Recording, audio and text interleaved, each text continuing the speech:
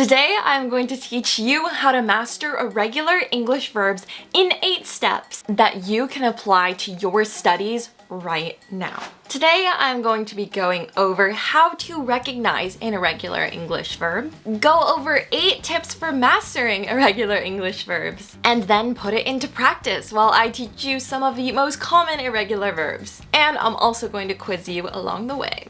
First, let's talk about how to recognize an irregular verb. Regular verbs always follow the same pattern. The endings look the same in the past and are easy to form. Usually, all you need to do is add ed at the end of the verb stem. Here are some examples. I work, I worked, and I had worked. Also, he laughs, he laughed, and he had laughed. Pretty simple, right? Regular verbs are great. Irregular verbs, though, they do not follow this simple pattern. You can recognize them so easily just because they look so different in their past form. Some examples are I write, I wrote, I had written. He builds, he built, and he had built. There's really no rhyme and reason, there's no equation for irregular verbs, which is hard because many of the most common English verbs are irregular. Here are my 8 steps to learning how to master irregular verbs. First, group common irregular verbs together. Instead of learning the verbs in alphabetical order, try learning them in certain groups where they have the same sort of structure. How you group the verbs depends on whatever is easiest for you, but here are some of my suggestions. First, verbs that remain the same in the present and past tense and the past participle. With cost, for example, we have these apples cost a lot. And it cost a lot for me to go on my trip. Or it would have cost me a lot of money. The verb is the same, it doesn't change at all. The same goes for the irregular verb set. For example, I set the meeting to be at 3 o'clock. The meeting was set for 3 o'clock today, and the meeting had been set up. There are actually many irregular verbs like this, which is great. With one word, you'll have the present and past tense plus the past participle. Our second group is verbs that are the same in the past forms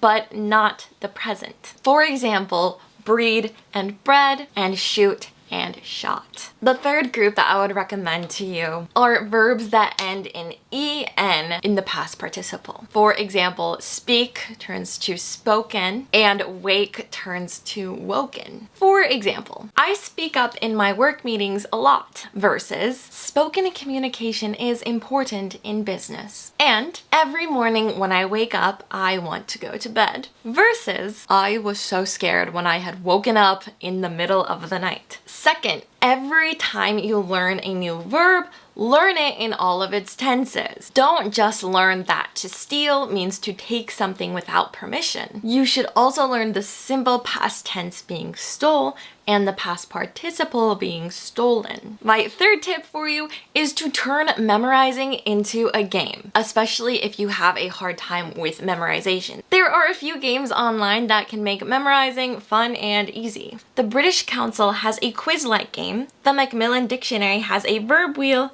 and Quia has a game similar to Jeopardy! You can even make your own game with index cards. So what you do with this game is you write the verb in the present tense, the past tense, and with the past participle on separate pieces of paper or separate index cards. Then turn all of the cards over in front of you with their backs up. Now you can play a memory game. Turn a card over, then another. If the 2 cards match, leave them face up, and if they don't, just turn them face down and try again. My fourth tip for you today is to learn in sentences. Learn words by putting them into sentences, and at the same time, you'll also be learning how to use them correctly. To learn the word see, for example, you can use sentences like this. I see the bee, I saw the snow, but I've never seen a bee in the snow. Be creative. The weirder these sentences are, the easier they are to remember. You can use rhymes if you'd like, keep your sentences short, or create an entire story if you want to. If you want to learn irregular verbs through sentences, but you're kind of afraid to come up with your own, or you're afraid that you won't make correct sentences,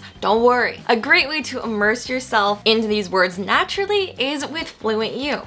FluentU teaches you English English through real-world content. So if you want to master these irregular verbs, you can simply look them up and see all of the ways that they're used in real life. You can even do quizzes with FluentU, and they will quiz you with sentences from real-world media. This way you naturally get to hear these irregular verbs used in everyday life and see them used in sentences without having to memorize it all. I have a free trial of FluentU in the description below for you to check out so you can continue learning on your own. My fifth tip for you is to learn with songs. You can find many songs for learning irregular English verbs right here on YouTube. Here are 3 of my personal favorites. Fluency MC uses a catchy rap song to teach the forms of some of the most common irregular verbs. This adorable cat video tells a story while teaching the verbs. And Schoolhouse Rock, my favorite, is a classic cartoon with fantastic music you'll be singing to for days after you hear it. By the way, if you're liking this video so far, you guys, don't forget to give it a thumbs up to let me know. My 6th tip is to leave lists where you can see them. Sometimes just memorizing is the best way to go. To make things easier, divide the verbs up into maybe 5 words or 10-word lists. Write the verbs out on paper and leave them in spots where you are likely to see them every day. Tape the list behind your coffee maker, on your table, or even in the bathroom wall, my personal favorite. Looking at the list just a few minutes a day can help you memorize like that. Once you feel like you've memorized that list of words, then you can move on to the next group and put that all around your home. Tip number 7 is to ask people to correct you. Because remember, practicing is important, but practicing correctly is even more important. So whenever you're speaking with a native English speaker, just ask them to correct you if you make any mistakes. They'll be more than happy to help you. When I was studying abroad in Korea, I struggled a lot with irregular verbs because there are a lot of them and they make no sense. But once I actually started using them around my friends and got their corrections, it was so easy for me to start remembering them. Tip number 8 is to memorize the 10 most common irregular verbs first. And that's exactly what we're going to do for the rest of this video, by the way. Not all irregular verbs are commonly used. So instead of going through a list of irregular verbs in alphabetical order, try studying them by how common they are. Focus on the most commonly used words first. Now that we've finished with our 8 tips, it is time for me to teach you the 10 most common irregular verbs and the situations that they might be used in. First, we have say, said, and said. The present say is used in situations like this. I always say that an apple a day keeps the cold away. Can I say something? Something to remember is that if the noun in the sentence is singular, the word say turns to says. For example, the website says how much the movie tickets are. Versus, both websites say the same thing. And remember, the plural of say is says. The contract says that there are only 10 vacation days, for example. Now, this is one of the irregular verbs where the past tense and past participle are the same.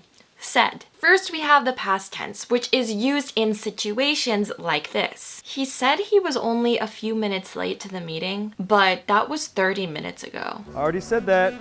So, what's your number? And then we have the past participle, which is used like this. Said to be one of the wonders of the world, it's a popular tourist attraction. It's said to be one of the top 10 things you have to do before you die is to go snorkeling at night with manta rays. Our next irregular verb set is go, went, gone. The present tense here is go, and you'll use it in sentences like this. Me and my sister go to the gym and work out 5 times every week. Let's go bring back summer! If the noun is singular, go turns to goes. She goes to the gym 5 times a week. This irregular verb does not have much to help you because the past tense and the past participle are different. Like, the past tense is went. Completely different from go. For example, I went to the beach this past weekend. This photographer went to India to photograph this annual festival. And the past participle here is gone. And you'll hear it in sentences like this. I think everyone is gone. And they are gone now, you can come out.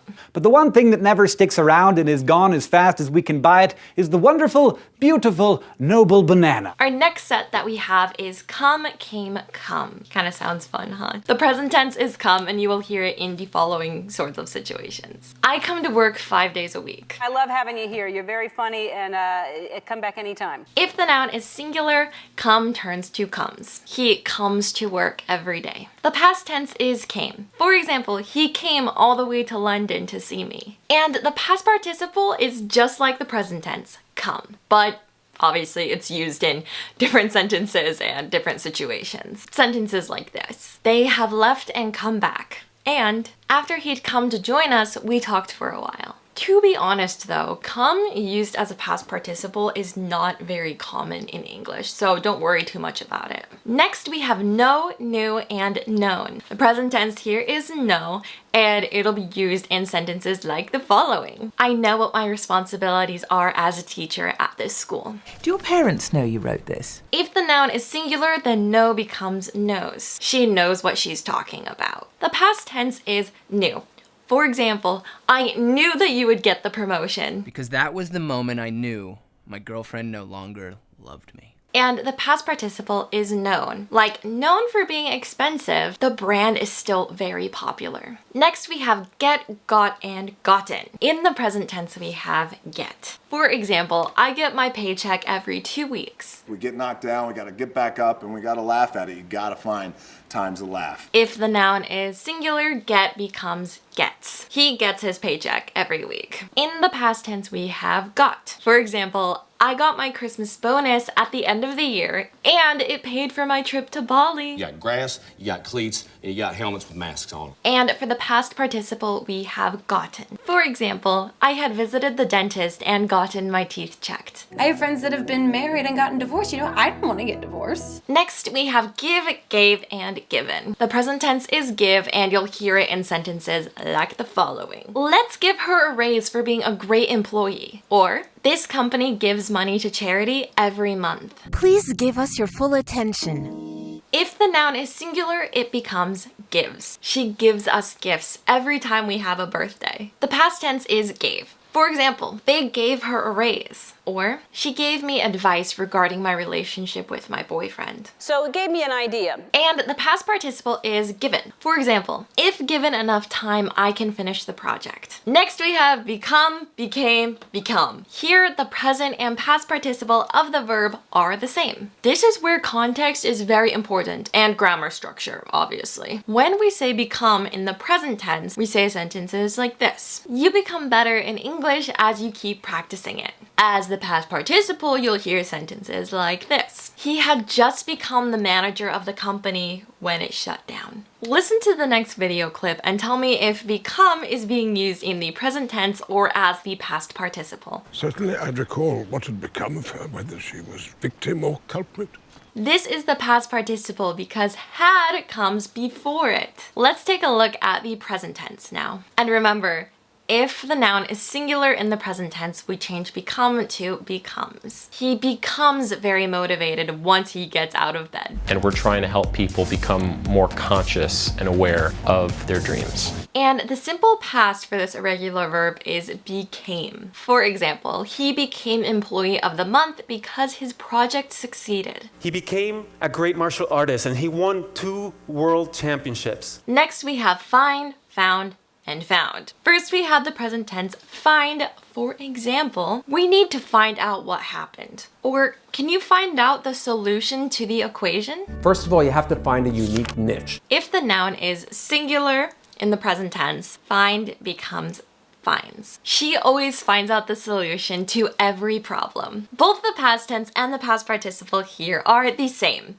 Found. We use found in the past tense like this. Have you found the missing reports yet? And we use it in the past participle like this. My lost ring was never to be found again. Now listen to this clip and tell me if the past tense or the past participle is being used. And what I found is that I move through my tasks in a much more rapid way. Found is being used in the past tense in this example. If you got it right, great job, guys. Let's look at an example of the past participle now before we move on. We talk about being found, but isn't it more fun to get lost? Next, we have think, thought, thought. In present tense, think, we can use it like this. I think it's a good idea to read the contract twice before signing it. Or, we think it's best to move forward with this project. I particularly like this very helpful list of all the rules you think are lame.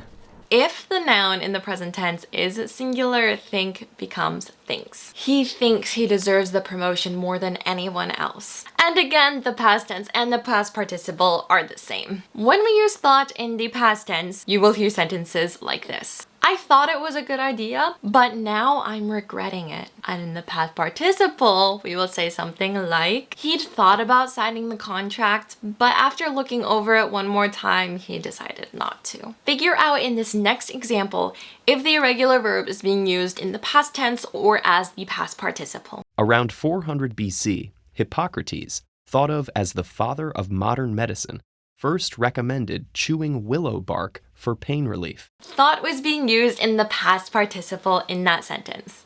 Now let's look at an example of thought being used in the simple past tense. A woman told police she thought she saw a monkey on Bluebell Road, but admitted it could have been a deer. Next we have see, saw, and seen. The present tense is see, like, I see what you're saying. Or, I see that you don't seem happy in this environment. When you walk with Sherlock Holmes, you see the battlefield. You've seen it already, haven't you?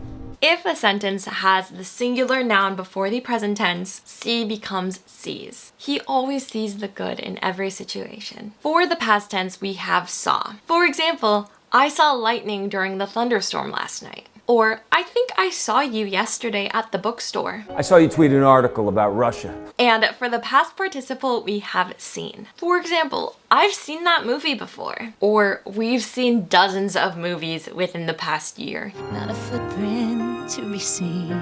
So there you have it. Those are the top 10 most common irregular verbs. In order to review everything that we just learned, I made a quiz just for you using FluentU. So let's go through a few of the questions together and see how you do.